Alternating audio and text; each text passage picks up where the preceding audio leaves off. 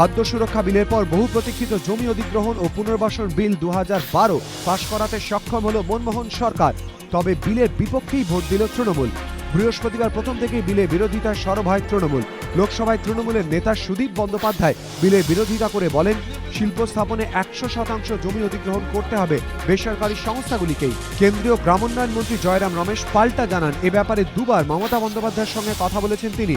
80% জমি কিনবে বেসরকারি সংস্থা, আর পিপিপি মডেলের ক্ষেত্রে তা হবে 70%।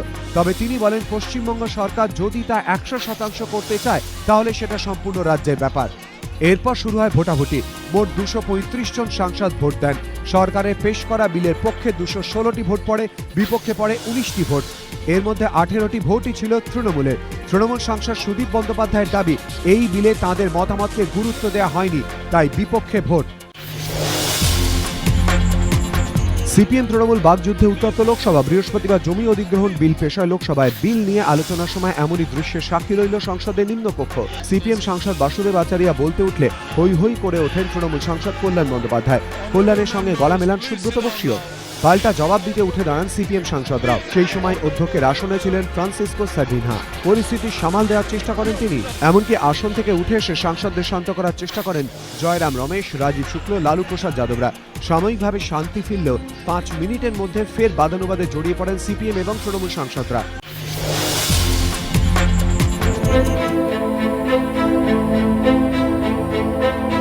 ফের ত্রিফলা বিতর্ক।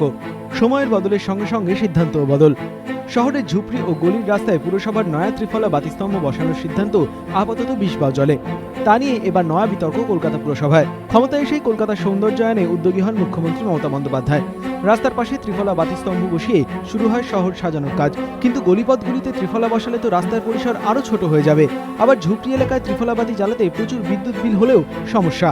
সব দিক সামাল দিতে অপেক্ষাকৃত ছোট আকারের ত্রিফলা বাতিস্তম্ভ তৈরির সিদ্ধান্ত নেয় কলকাতা পুরসভা। এন্টালি ওয়ার্কশপে শুরু হয়ে যায় নয়া এই ত্রিফলা তৈরির কাজ। পুরসভা সূত্রের খবর, কলকাতা বন্দর এলাকায় এই ধরনের ত্রিফলা বসানোর জন্য বিধায়ক তহবিল থেকে 6 লক্ষ টাকাও দেন পুরমন্ত্রী ফিরহাদ হাকিম। কিন্তু বর্তমান মেয়র পরিষদ স্বপন সমাদ্দার জানিয়েছেন, শহরের 3333টি ঝুপড়িতে এখনই এই ত্রিফলা বসানো হচ্ছে না। সেখানকার ন্যূনতম চাহিদা পূরণের ওপরই এখন গুরুত্ব দিচ্ছে পুরসভা। ইতিমধ্যেই এন্টালি ওয়ার্কশপে প্রায় 150টি ছোট ত্রিফলা বাতিস্তম্ভ তৈরি হয়ে গিয়েছে। সেগুলির কি হবে? পুরসভার তরফে অবশ্য এর সদুত্তর পাওয়া যায়নি।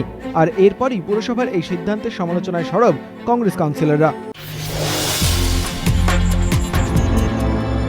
ফিরদৌস হোসেন, বয়স 13, কথা বলতে না পারলেও গ্রামের দিদিকে ধর্ষণ করে খুনের ঘটনার প্রতিবাদে রাস্তায় নেমেছিল কামদুনির কীর্তিপুর স্কুলের এই ছাত্র।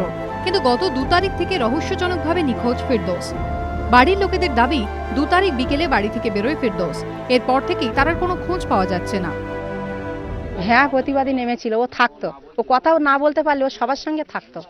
আবার বাড়ি গিয়ে আমার সঙ্গে কথা বলতে পারতো না, ইশারায় আমার সঙ্গে বলতো, বলে মা সেই। আমি বলি ঠিক আছে, গিয়েছিলি ঠিক আছে, আজকে ওদের ঘরে হয়েছে, কালকে আমার ঘরেও তো হতে পারে, ঠিক আছে। শাসন থানায় নিখোঁজ ডায়েরি করা হয়েছে, কিন্তু তারপর 1 মাস কাটতে চলল। এখনো পর্যন্ত ফিরদৌসের কোনো খোঁজ না মেলায় উদ্বেগে পরিবার। গ্রামের এক মেয়েকে হারিয়েছে কামদুনি, আর কাউকে হারাতে চায় না গ্রামবাসীরা। তাই ফিরদৌসকে খুঁজে পেতে পরিবারের পাশে দাঁড়িয়েছেন সবাই। জায়গায় জায়গায় ছবি সহ লিফলেট বিলি চলছে ফিরদৌসের খোঁজে।